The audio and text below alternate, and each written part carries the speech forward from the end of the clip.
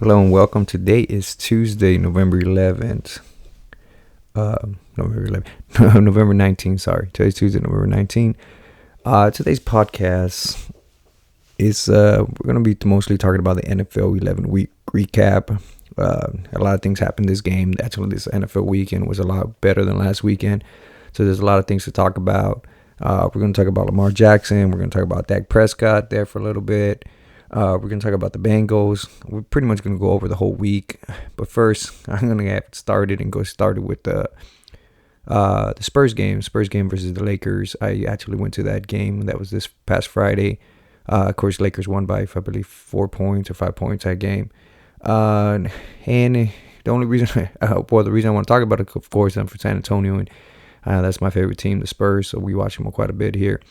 And Wembanyama had another great game there, but the biggest thing that I used to I actually hate LeBron James. I think he's a crybaby all the time. As a person, I think he's a great guy. I think he's done a lot of stuff for the community. You never heard any of him like cheating on his wife, beating his kids, anything like that. I think he actually is a pretty good father. From the outside, I don't know the dynamics inside. I don't know his private life, follow it closely, but from what we can tell, that's what it is. And as a player, I hate him because he always cries for being one of the biggest guys on the damn court. He's always crying.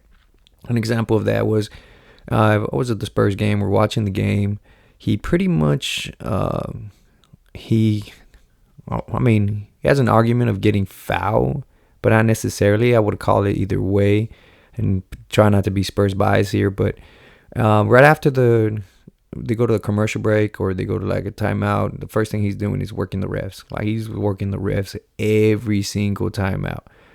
He wasn't even huddling with his own team about going plays. The first thing he'll go is runs up to the ref, and you could tell he's just crying and telling him, well, you could tell by the motion he's doing. He's like, well, I'm trying to do this move and they hit me here or they do this and that, and it's like, damn, bro, yeah, the ref knows how to do his job. That's why he's a ref in the NBA. Okay, you stick to what you do best, and that's play basketball. They'll stick to what they do best, and that's ref the game. Another person that's been picking up on that lately, and I guess he's been learning from LeBron James, is Anthony Davis. Anthony Davis doing the same shit and throughout the game, which I like his game in the post. He gets really dirty in there. He really hits you hard. But the biggest thing the issue that I have with that is that when somebody gets physical back with him, he starts crying about it. So it's it's the old adage of I like to talk shit, but I don't like people talking shit back to me. That's just the way the game is. Don't do that. That's just in life general. I mean, if you're going to be talking shit, you better be prepared for people to talk shit back to you. Or if you're going to get physical with somebody, be prepared for somebody to give it physical back with you. It's just simple rules of life there. That was the biggest thing. Biggest thing about that game is the Spurs play a hell of a game. They kept up. They were losing. They came back up. And they came and catch up. And then they took the lead there with 4 minutes left or 2 minutes left, I believe, in the game. The biggest issue I had was the refs. The refs weren't calling shit for the Spurs. Literally, they were not calling one. There was one with LeBron James. I think it was the first quarter or the second quarter where he falls. He just literally just trips and falls. And they called foul on Kelvin Johnson. The Spurs ended up challenging it. It was so bad that even LeBron James didn't complain about that call. He literally didn't even cry to the ref about anything on that one. He just literally, he's like, well, I guess I fell. And they call foul. Good for me, I guess. And then they challenged it. And then the fucking ref said that Kelvin touched them. And that's why he fell. It was some bullshit. There was a lot of booing going around. And then at the end of the game, with a minute left, I believe, a little bit under a minute left, Chris Paul sets a screen on AD, and AD goes flying down the court. I get it. The smallest guy on the team is able to knock the biggest guy on the team down, on the court. I don't understand what's that. I get it, AD. You really sold that. I'll pretty much flop on that one.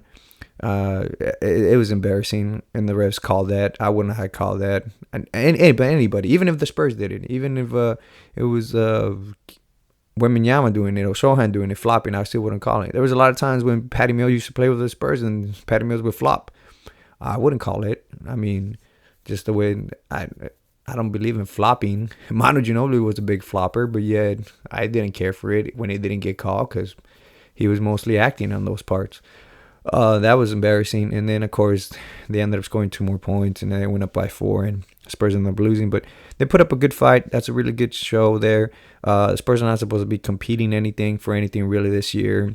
The Lakers are, with all the players they got. I think that Lakers are missing a lot of shooting, though. And their whole season depends on the health of LeBron James and AD pretty much. And we both know, well, LeBron is 39. He's about to be pretty old. He's kind of beat the Father Time right now, but Father Time's undefeated throughout time, so he's going to win that battle eventually. AD's for the first season, I think it was last year, he played the whole season, so that's another thing with him.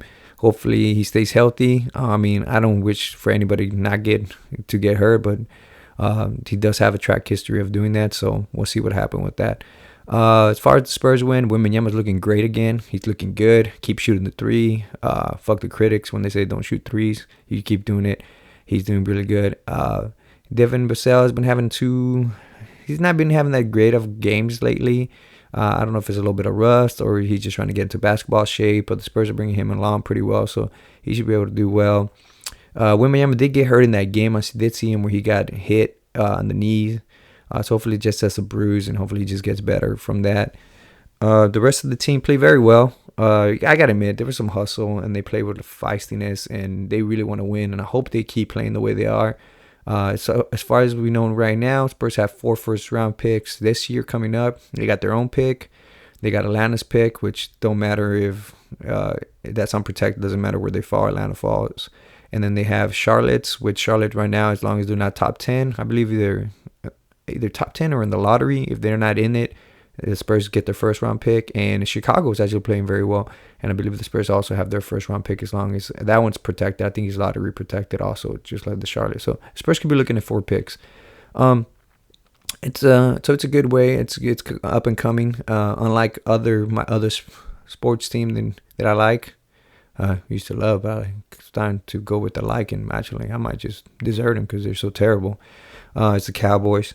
They played last night. It was a effing terrible game to watch, but what'd you expect? I mean, you still got the same general manager that's not going to do anything. He makes changes, and then at the end of the game, he says that, we'll get better, and that we have been having the 6th most wins of any team in the last 30 years, but you haven't won shit. It don't matter if you don't win anything. You can win the whole regular season for all you want. Ask the Buffalo Bills about that. Ask the Buffalo Bills, does anybody remember the Buffalo Bills going to 4 Super Bowls? No, nobody does, because they lost. They lost every single one. Nobody remembers who lost the Super Bowl. Like, nobody does.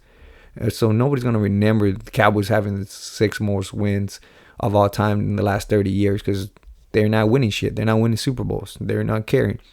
I have a buddy of mine, my wife's cousin's here in town. He's a big San Francisco 49ers fan. Nobody's going to remember the 49ers if they don't win anything in the next 5 years. Nobody's going to remember them going to the Super Bowl against the Chiefs. Everybody's going to remember the Chiefs winning back-to-back Super Bowls and winning Super Bowls, but nobody's going to remember them. Can you mention the Super Bowl winner between, if you're a big football fan, you would. But does anybody remember who lost the Super Bowl in 2005?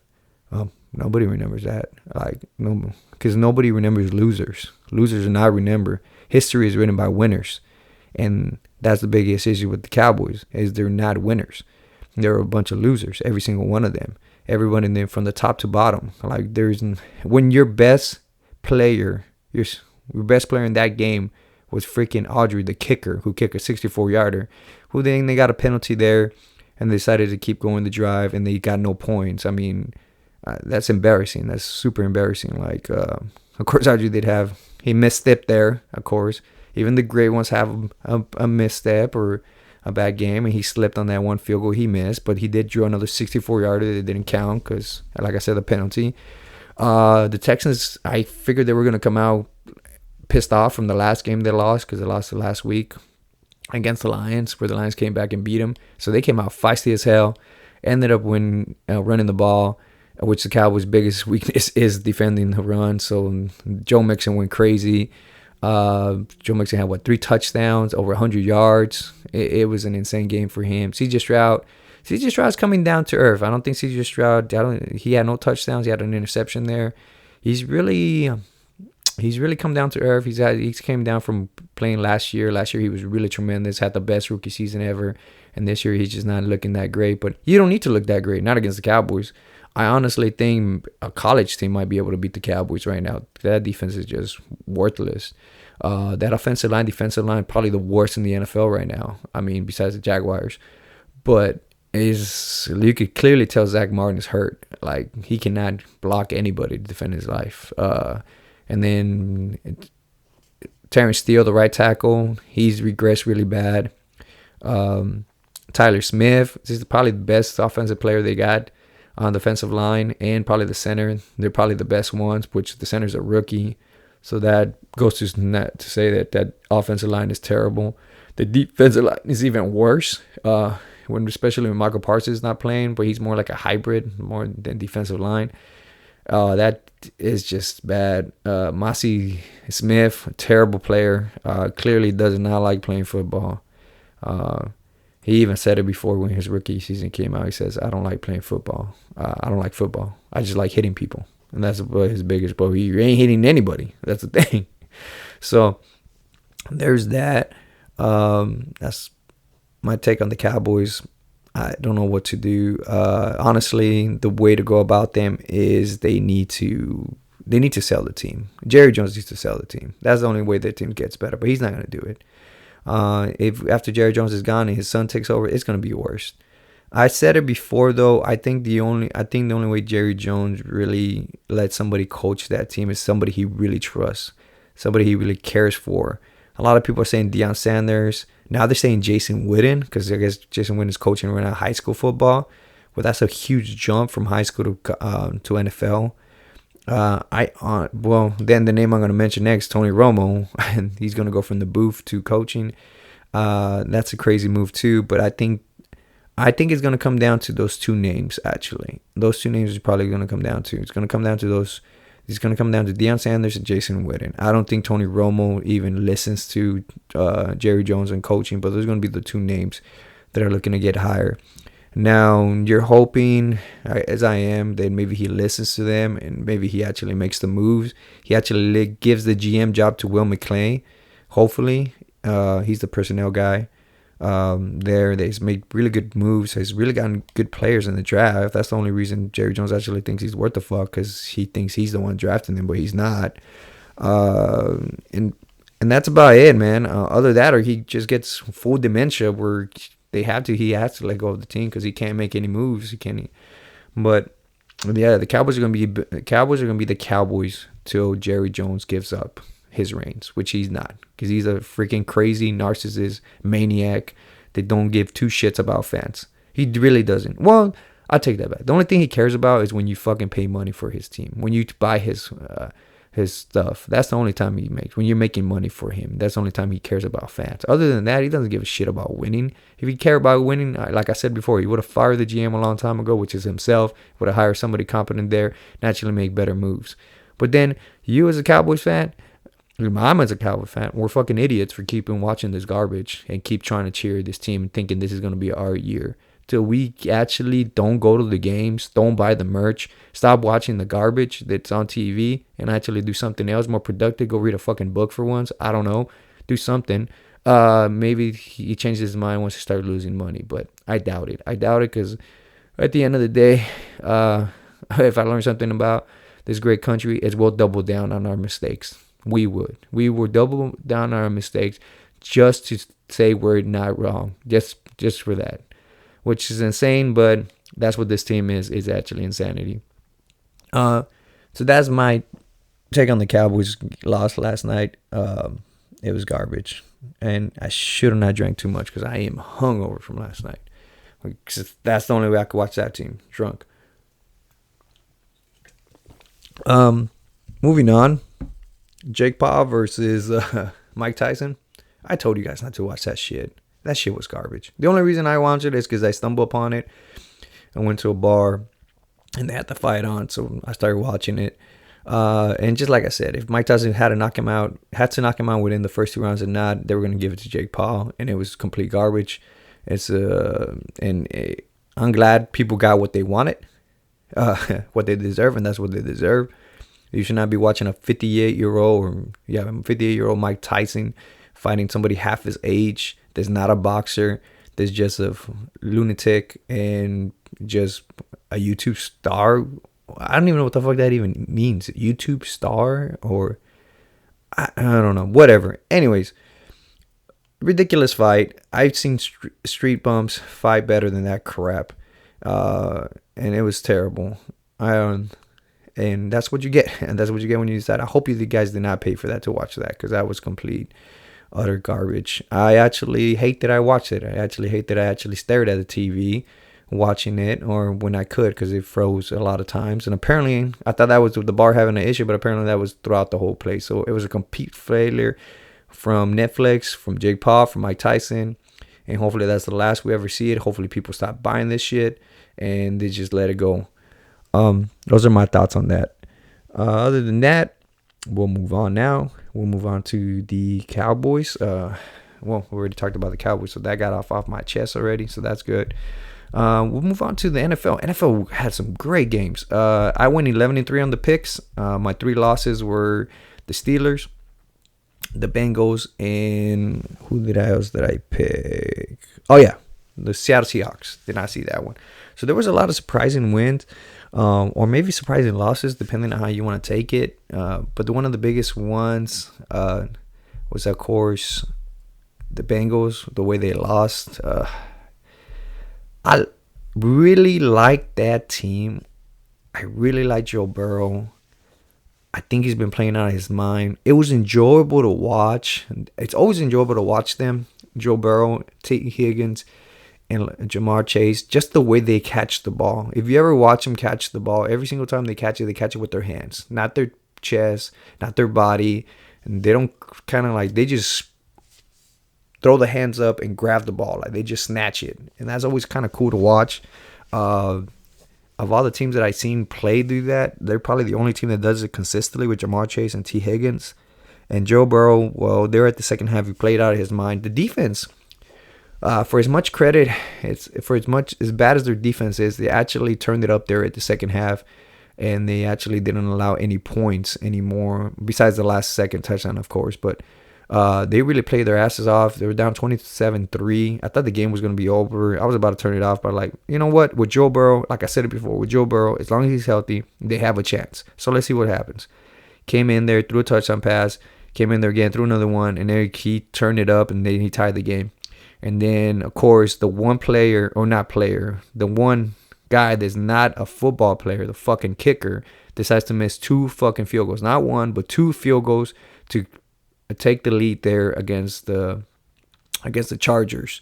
That was embarrassing. Now, I always said it before, I don't like kickers. I think kickers are not football players. You have one fucking job and one job only. There is absolutely no pressure, especially on the kicker, especially when the game is tied. Because if you missed it, it's still tied. If you make it, you get all the glory in the world. But he missed it not once, but twice. They had 2 opportunities there to take the lead, and twice again. At this point, what does Joe Burrow have to do? Does he have to play fucking safety for the defense? Does he have to fucking kick the ball now? Like, does Joe Burrow have to start practicing kicking? Because apparently the kicker can't do his own fucking job. One fucking job, kicker. That is to kick the ball. Like, you have absolutely no other job in the whole world. You don't have to memorize plays. You don't have to study film. You don't have to look at what the defense is doing. You don't have to look at the formation. You got one fucking job and one play, and you fucked that one up. Like, that was terrible. That was embarrassing. I almost threw my damn remote through the fucking TV after you missed the second time. I hate that. I hate that about kickers. But Chargers, I said it, they were going to be in the playoffs. Jim Harbaugh is a winner, has always been a winner. When he was at Stanford, they were 1-11, I believe. And then he beat USC and Pete Carroll. And then he left for the NFL. Put the 49ers, took him to the Super Bowl, and then he got fired. He got fired after being 8-8, which there was a lot of shit going on with the 49ers around that time, but I think they should have never fired him. And then he went back to the college there with Michigan. Michigan hadn't won anything or beaten Ohio State. They win the national championship, and then he decides to come back to the NFL because I feel like he has unfinished business. And I think he will eventually win a Super Bowl. He has all the players there. He has He has all the talent in the world. He has Justin Herbert, which you needed. You need a good quarterback. He's playing great now. Not just good, but he's playing probably actually pretty great.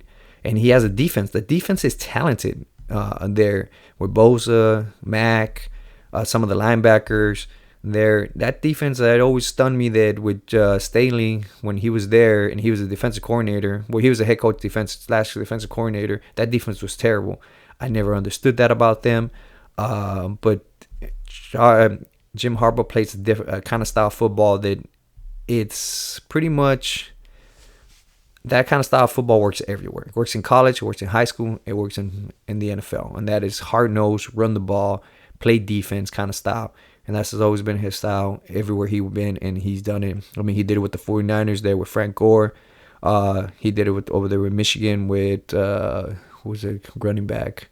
And J.J. McCarthy. And if you look at J.J. McCarthy, he didn't throw the ball too often. He threw it when he needed to, but they ended up winning the championship and play hard defense. And then he comes to the NFL. He's doing the same thing. Because, let's be honest, the Chargers don't have that great of a receivers. They actually lost a lot of weapons. But he was actually being able to... they throw the ball when they need to, and they need to make it. They're really rushing the ball with Edwards there, Gus Edwards, and J.K. Dobbins. That was an amazing 29-yard touchdown for the winning game.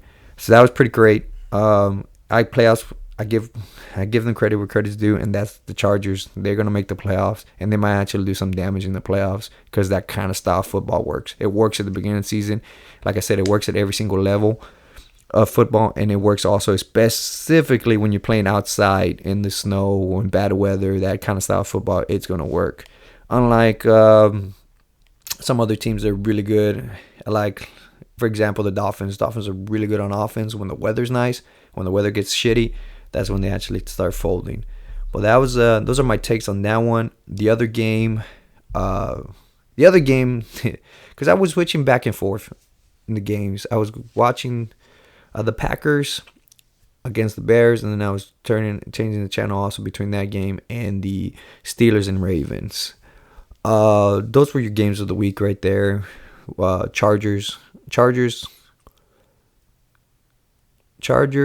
Bengals was a great game because the way it ended. Packers, Bears is also a great game. Steelers, Ravens, not too much. I honestly don't think that was a good game. For the simple reason that it was just... I know at the beginning of the week I said that was going to be a good game to watch. That's why I was trying to watch it. But there were so many mistakes by the Ravens there that the Ravens actually are the team... I don't think the Steelers beat them. I mean, the Steelers didn't do anything special. At least not on offense. For them not to score a touchdown at all, they lost by fucking 6 field goals. And that's... the offense didn't do anything special, anything that needed to be done. Now, the defense on the Steelers' defense, they're actually extraordinary. And what I mean by that is they actually, looking back at the game, you could tell that a lot of teams like blitzing Lamar Jackson because they think that they need to hurry him up when it comes to passing. But what ends up doing is he ends up just taking off a run or scrambling. And then because there's one less or two defenders left out there defending the pass, he's able to throw the pass to a wide open guy. Well, what the Steelers did in this game, what I was noticing, is they blitz very little. They decided to drop more back defenders and just keep Lamar Jackson in the pocket, and that was it. They threw him off completely. That offense was no good from the beginning. Lamar Jackson didn't know what to do, and then that's what ended up winning the game right there. It was mostly the Steelers. That Steelers defense won the game. Now, I think they need a little bit more from offense to be really a contender. As of right now, I still don't believe in the Steelers. I don't believe in Russell Wilson at all. They need something. They need something else. I don't know what to say, but this game was just one of those games. That's why it wasn't good. It was 3 turnovers. Freaking, we'll go back to the kicker, Justin Tucker. Right now, I was just talking shit about kickers. And again, he missed 2 field goals. That's 6 points right there. That's crazy. Justin Tucker, one of the most accurate kickers in the NFL because you only got one job, and that's to kick the damn field goal. And he ended up missing 2 there. They ended up getting 2 turnovers. The Steelers defense ended up getting an incredible interception from Wilson, that rookie linebacker. By the way, he has no ACLs on him. That's why he's dropped in the draft. He's a playmaker, but he just dropped in the draft because he had no ACLs. Made that incredible interception there. Patrick Queen, when he got that interception, that fumble, there at the 20, 25, 30-yard line. at the end of the second half, at the end of the first half, I mean. That was pretty crazy. So that a lot of crazy stuff happened for the Ravens to lose. And the Ravens only lost still by 2 points. And then they even still had a chance at the end because Justin Fields almost fucked that up. And what I mean by that is they put Justin Fields in, was it 2nd and 10, and they usually only put him in to run the ball, and there was less than a minute left, or a minute and 10 seconds left. He runs the ball, takes off, and then he slides because he got the first down pretty much. But he began his slide before the first down marker. So in the NFL, if you do that, that's where they count you down, not where you end up at the end of your slide. So it ended up being 3rd and 1 instead of 1st and 10. And that was funny because I was like, because the Ravens still had their timeouts. Because I was like, this is funny in a sense that, and I kind of wanted it to go the other way just because it's hilarious and nobody's talking about this. But Justin Fields slides before the first down. 3rd and 1 happens. The Ravens are able to stop the Steelers. They call timeout. They kick the ball. Now Lamar Jackson has about 40 seconds, 35, 40 seconds for a field goal to win the game. And if they would have gone down and kicked the field goal, I caused a lot of ifs, then everybody would have talked about how Justin Fields fucked that up. How bad he had a freaking, he just had a brain fart there. Which, that goes back to Justin Fields. Justin Fields has all the talent in the world. He does. He has the arm. He has the legs. He just cannot get it mentally right. Like, that was a plain brain fart there. Why would he decide to slide before the first down or even look to see a first down? Like, I mean, you don't play that often, Justin Fields. Sacrifice it, man. Like, go for it. And don't fucking half-ass it. Half-ass it there, which I was interesting and funny. I still think the Ravens win that division. I just don't think that the Ravens make that many mistakes again and end up losing that game. Now, this talk about the Ravens brings me to an interesting topic that I've been talking about for a while. If you get to know me, I talk about this quite a bit. And that's that Lamar Jackson is Dak Prescott. They're the same player. I get it. A lot of people will say, no, that's crazy talk. Lamar Jackson's 2-time MVP. Lamar Jackson is winning. Really? Is he winning? Because I just talked about how we don't remember winners. I mean, we don't remember losers. And last time I checked, Lamar Jackson has not won anything. Actually, I broke it even further more and actually decided to look up the records in the playoffs and look up I decided to look up their regular season records also. Regular season stats, in other words. And regular season stats tell me, if I look them up real quick, tells me here that the Ravens, with Lamar Jackson, of course, he's played a little bit less than Dak Prescott. That's for sure. Dak Prescott's played since 2016, and Lamar Jackson really didn't take the reins from the Ravens in 2019. So Dak Prescott has a 2-3 more years on him. But then Dak Prescott got hurt this year, and he got hurt the year before. That year, he's really bad. He hurt his legs. So almost kind of even there on playing games. So we have Lamar Jackson, 97 games played, 88 started, about 18,000 yards passing. He averages 7.7 yards per pass. He has 150 touchdowns. He has 48 interceptions. He has a QBR rating of 100. QB rating, of 100. Okay? Then you got Dak Prescott. Dak Prescott has played 122 games, started 122. He has 31,000 passing yards, 7.6 yards per attempt. So it's 0.1 less than Lamar Jackson. He has 213 touchdowns, 82 interceptions. He has a QB rating of 98.1. That's only 2 less than Lamar Jackson. Here's the interesting part when it comes to this other one. Then we look at their rushing, which is where, of course, Dak Prescott has more passing yards because he passes more. He's more of a passer than a rusher.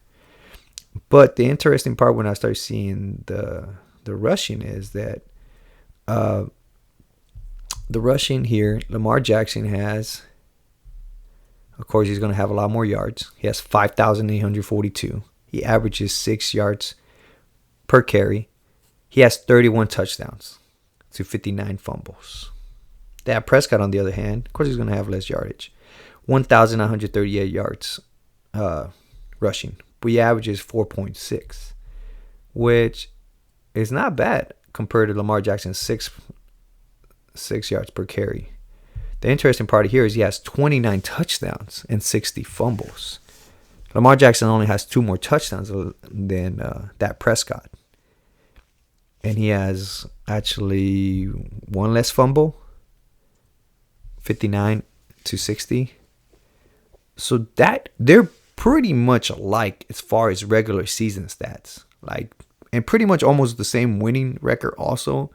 As far as winning games, I have not looked, and I should, because if we're making this debate right now, I should actually look how many games that Prescott has won compared to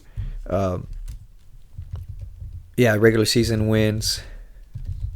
Dak versus Lamar. I should definitely look that up before I go into my next argument here, my next debate will be the playoffs. Like I said before, playoffs, nobody really has won. Both of them haven't won anything.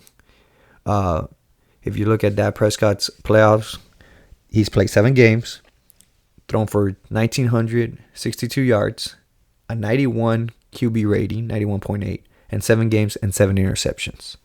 On the other side, you got Lamar Jackson with 1,324 yards, a 75.7 rating, 6 interceptions, 6 games. So 1 game less, but both of them are averaging an interception a game.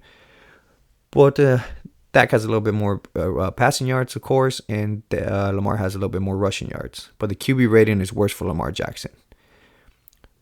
So this is what I've been saying. This is my whole point on this. I'm not defending Dak Prescott, per se. Because a lot of people would think that I'm defending Dak Prescott because they think that because I'm a Cowboy fan. No. What I'm trying to say is that Lamar Jackson sucks. He does not come up with the wins when it's needed the most. This is a game. This is one of those games. When you needed him the most in the biggest lights in the game of the week, he didn't do anything. Just like he doesn't do anything in the playoffs. He doesn't win in the playoffs. He gets his ass kicked in the playoffs all the time. And then people want to say that that he should be winning another MVP. I don't think he should win the MVP again this year. Honestly, last year, the more I look at these stats, the more I think they should have won it last year. But are we talking regular season MVP or are we talking overall MVP? And if we're talking just regular season MVP, then Dak Prescott should have won one of those years too. Because they have almost the same comparable, like I said, almost the same numbers pretty much as far as that goes. Now, looking at the records here, QB record, Lamar Jackson is 65-23, and Dak Prescott 76-46. Of course, Dak Prescott's played more games because he's been in the NFL for, like I said, almost. He has 122 games compared to Lamar Jackson's 97. So he has a little bit more games. But it's practically almost the same record as far as winning. Yards per attempt, pretty much almost the same. Passing yards. And the touchdowns, the running game is what blew my mind right now. The running game blew my mind in the simple reason because you would think Lamar Jackson would be head over shoulders over Dak. But actually, he only has 2 more rushing touchdowns.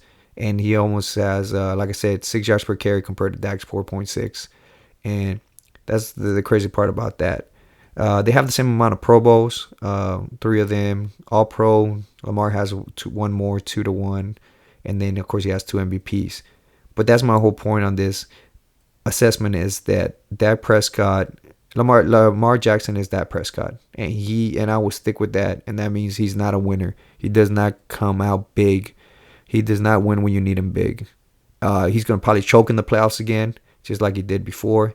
And that's that's the history there. That's his history. He's been in the league, since 2019. It's when he really took the reins. So he's been in the league since 2018. This is year 7. If he can win anything and get to the Super Bowl this year, and he has a hell of a team this year. He had a good team last year. Last year he had He had a great defense. That defense was tremendous, and he still couldn't get there. This year, he again has Derrick Henry, which goes back to I'm gonna go back to that game. Steelers is like, I don't know what the hell they brought Derrick Henry for. They brought him in for the big games to really be part of that offense, and they didn't rush him. They rushed him 13 times the whole game, and they didn't even rush him, I think, once in the fourth quarter. Like, in that 2-point conversion too. Like, what the fuck was that? That was a weird ass play. You don't put Derrick Henry in there for that 2-point conversion. Like, the guy could jump pass if you want to get all tricky and shit. But they didn't. That was weird. I don't know. So then again, I'm gonna say it. I said it before, and I'll say it again right now, and I'll go on record. Lamar Jackson is like Dak Prescott. They win a lot of regular season games. They put up stats, but they cannot win it when it comes big. Which is gonna go. So that's my thoughts on that game. Swing quick hitters before I get to more detail in other games. Of course, like I said before, I didn't see Jared Goff throwing 5 more interceptions, and he probably could have thrown 10 in this game if he wanted to, and they still beat the Jaguars. The Jaguars are a sad team, sad franchise. 52-6. That was a crazy game. Put Jared Goff back in the MVP talk. Put Jared Goff back in track of what he needed to do. The Dolphins are looking good again. Tua came back. That's what, they're 3-0 now with Tua. They're playing a lot better. We'll see what happens next week. They're 4-6. They could actually sneak into the playoffs. And I'll say it, and I'll say it again. If Tua goes up winning every single game from now on, give him the MVP. He deserves the MVP right there at that spot. Patriots put up a fight against the Rams. That was actually a pretty good game. I expected more of a blowout from the Rams, but the Rams win that game. Jared Goff, of course, looks good. Puka looks good. And in all honesty, what's his face? Drake May looking good. 30 for 40 on passes, 2 touchdowns, 282. I mean, the guy's looking pretty good.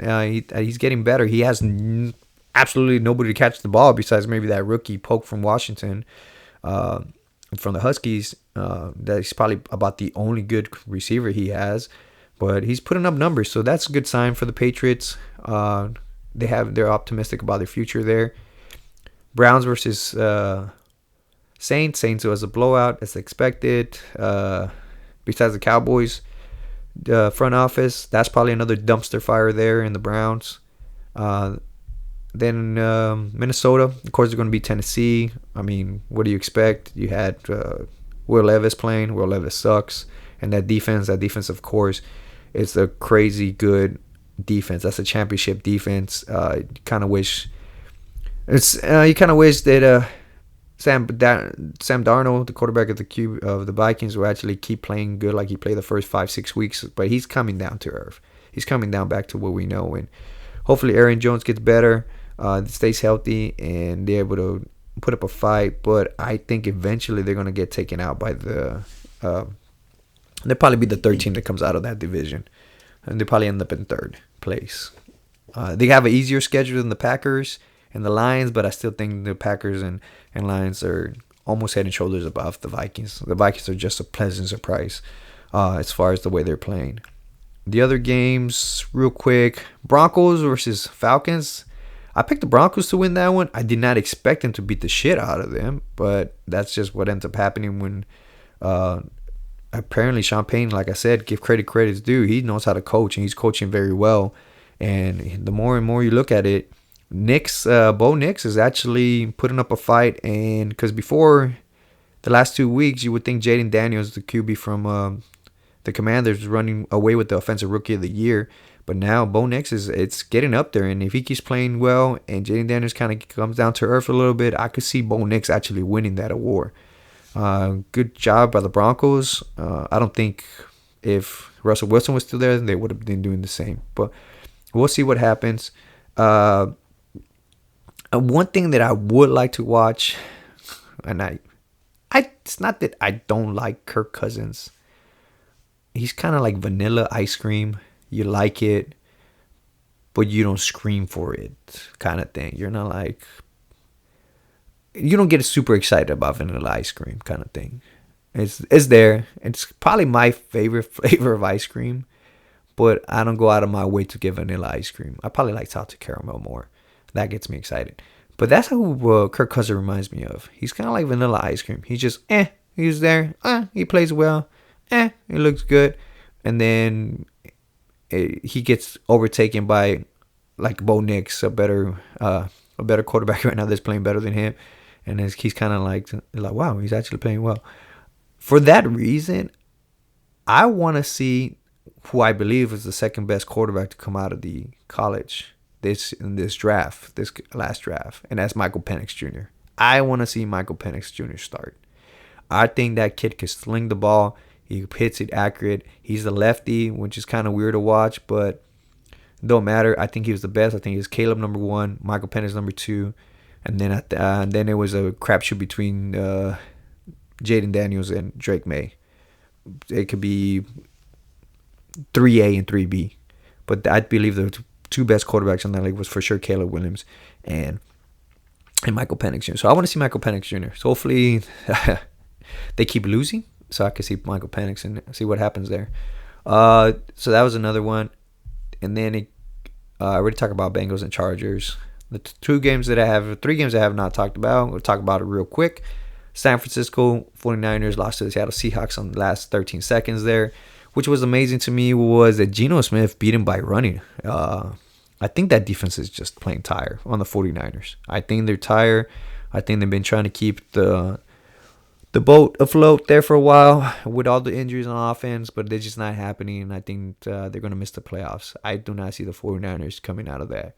It's just a lot of things going against them. Ayuk with the injury. Christian McCaffrey hasn't looking good any good. What's his face? Joey Bosa. Who? Take it as you want to take it. But Bosa, or is it Nick or is it Joey? God damn, they're both the same, and they almost look the damn same too, which is kind of crazy when I look about. Needless to say, what I'm going to say next might be controversial, but is my theory on it. And is that the Bosa brothers like sacking colors of a darker skin more than they like sacking white quarterbacks. For example, Baker Mayfield on that last week against the 49ers, where he stiffed arm Bosa. Bosa should have ripped his arm off and tackled him, but for some reason he couldn't tackle him. But yet, against Geno Smith, he had 2.5 sacks before the second half, and then he got injured, and then the whole defense kind of it went out the water there, and they actually started playing better, the offense, and they ended up winning the game. So take it as you want to take it. I don't have enough time today, but I'll dive deeper into this theory of mine that he just likes sacking darker quarterbacks more than he likes white quarterbacks, which there's a lot more white quarterbacks than there's black quarterbacks. So that should be an interesting stat I'll come up with, and we'll look it up, and I'll deep dive into it. Take it as you want to take it. If he's thinking that he's racist, then I guess that's what I'm saying. He is kind of racist. Well, not kind of. He probably is. But that was a crazy game there. I don't know what to make of the Seahawks. The Seahawks have been really good teams. They beat the 49ers. They beat the Lions.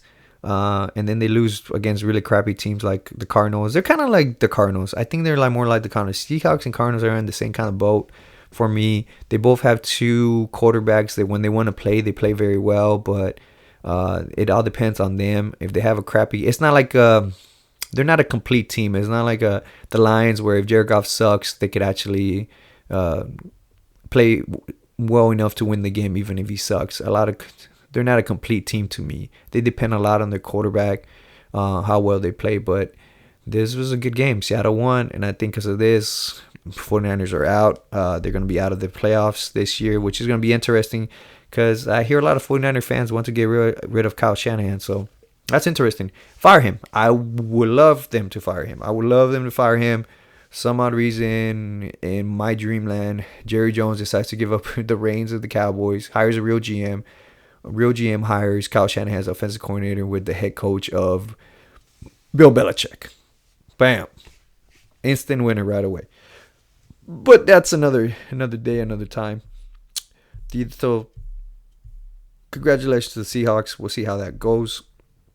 Other game. Quick takes. Jets suck. That's it. They're done.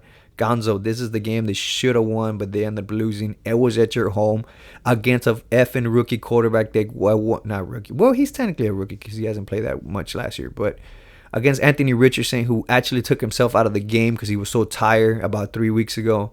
hasn't started in 2 weeks, and then he comes in and he beats your ass. I picked the Colts to win for the simple reason that, well, I fucking hate Aaron Rodgers. I think he sucks. It's because the running attack. I think the running attack was going to create problems, and they did. And it's just Aaron Rodgers had to do one thing and one thing only this year. He had to play average quarterback play.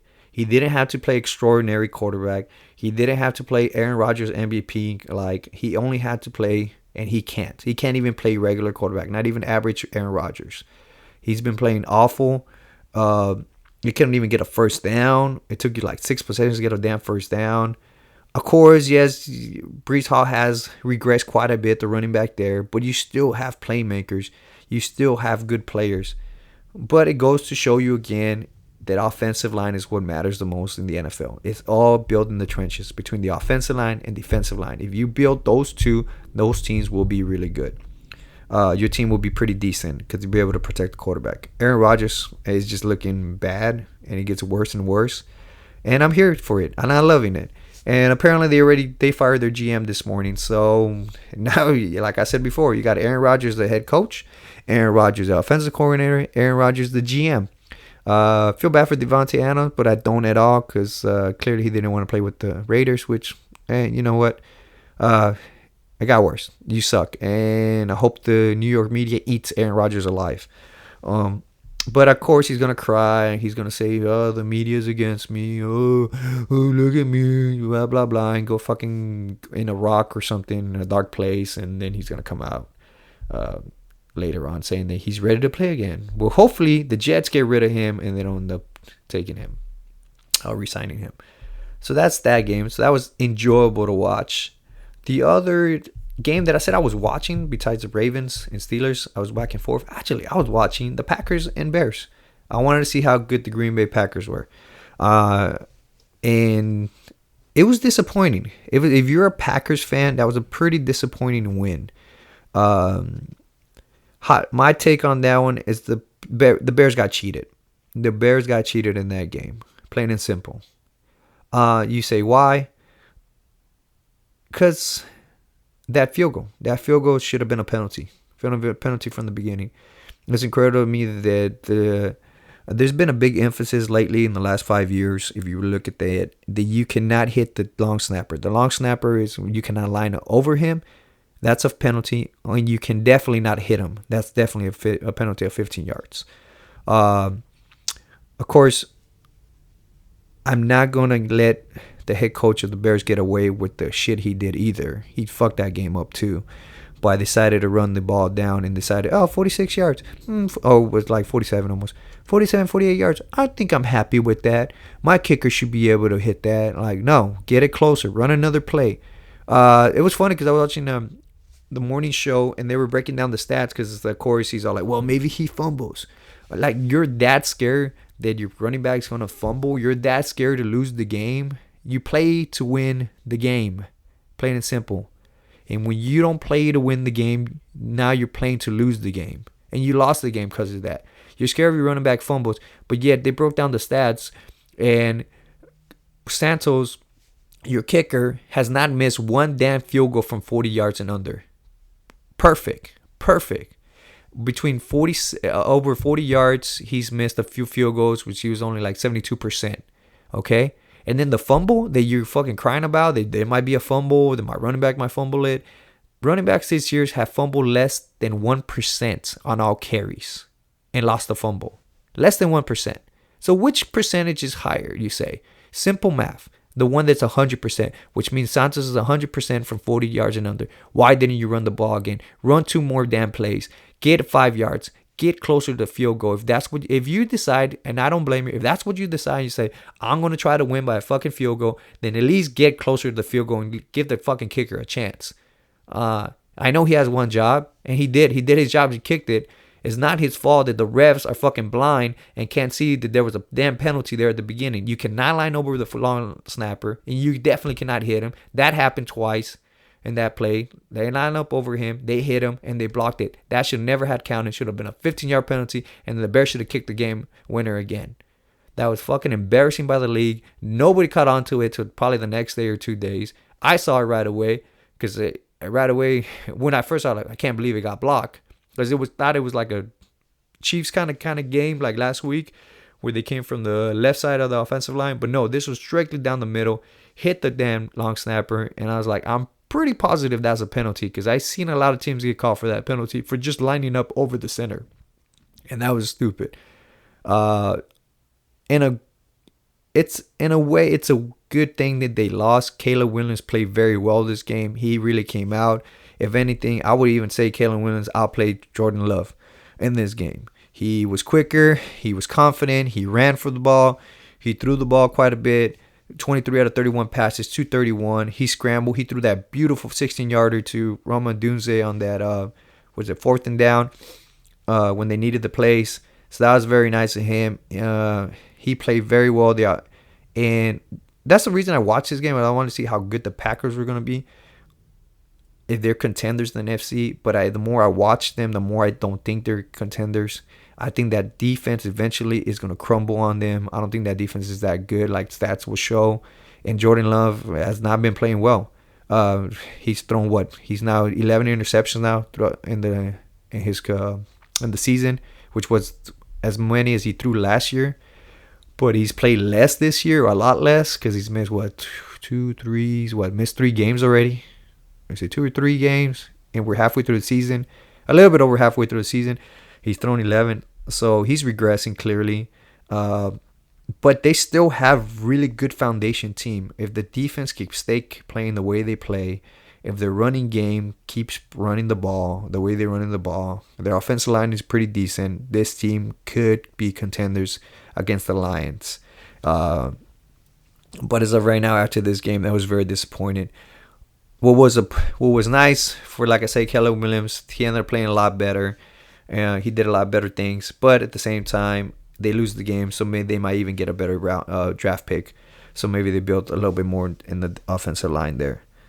And the only thing that was heartbreaking is, like I said, they got cheated in this game by the refs on that one play, and it's your division rival. It's the Packers. If there's one team they probably hate losing against, it's probably the Packers. I know, as a Cowboys fan, I hate when they lose against the Eagles or against the Giants. So, too bad. But hey, on the bright side, you got a really bright future there with Caleb Williams if they keep it up and they actually keep playing the way they're playing and calling the plays they're playing, quick plays, get his confidence up, not have a Bryce Young situation there. And then the last game I want to talk about, which was another great game. That was a really good game, by the way. Packers didn't expect it like that, but it was a really great game. And this is the game of the week for sure. It was Bills versus Kansas City. Great game on the sense of the Buffalo Bills. The Buffalo Bills came to play. They definitely, Josh Allen ended up winning there on that 4th down. He really took it and said, fuck this. 4th and 2, give me the fucking ball. I'm going to run it. He elevated his way to MVP. I think he elevated his way to MVP. I would like to see him do more in the playoffs. Unfortunately, he's had a lot of heartbreak against the Chiefs in the playoffs. We can go back and forth, the last 2-3 years, every single year. He seems to play the Chiefs every single time. The Chiefs break his heart. He's played his heart out. He's done everything he can do to win the game. This is the game. I picked the Bills to win this game for the simple reason that Patrick Mahomes and the Chiefs are playing with fire with the losses there, and it caught up to them right now. It seems to me like either Patrick Mahomes doesn't want to play regular season football and he's just going through the motions, or at least the whole offense is just going through the motions, where they're just messing around, calling certain plays, want to get a little tricky, do all this and that, and they just want to get to the playoffs and start playing playoffs, which is kind of scary. Because if they were undefeated before this game, messing around, and they have another switch to turn it up, they might be the first team to three-peat. Might get nasty there. Buffalo Bill came out like this was a playoff game. They came out with fire. They played very well. The acquisition of Amari Cooper was a great acquisition. He had 2 great plays there against the Chiefs, which the Chiefs defense is probably the only ones that are not playing around. They're not going through the motions. They play hard every single game, and they really tear it up. So I don't know what's going on there, but props to Josh Allen. Josh Allen has definitely moved his way up to the MVP talk, and if they keep winning and they're still in play for the first First seed there in the AFC, I think he should be the MVP. If the Bills finish in first place, he should definitely win this MVP this year. You take Josh Allen out of that team is at best win 4 or 5 games throughout the regular season. Plain and simple. Even if Patrick Mahomes was with the Chiefs, I don't think the Chiefs can accomplish what they have done with Josh Allen. They have definitely given the keys to him completely by getting rid of Stefon Diggs and telling him this is your ride. Go ahead and do what you need to do, and he's definitely doing that. We'll see what happens. For all intents and purposes, I would love to see another Bills-Chiefs game in the playoffs. I'm pretty sure Bills fans do not want to see that because that's their boogie monster there. That's the one of the guys that's been killing them lately, so maybe they don't want to see that, but we'll see what happens there. Great game. Needless to say, Patrick Mahomes and the Chiefs are going to be okay.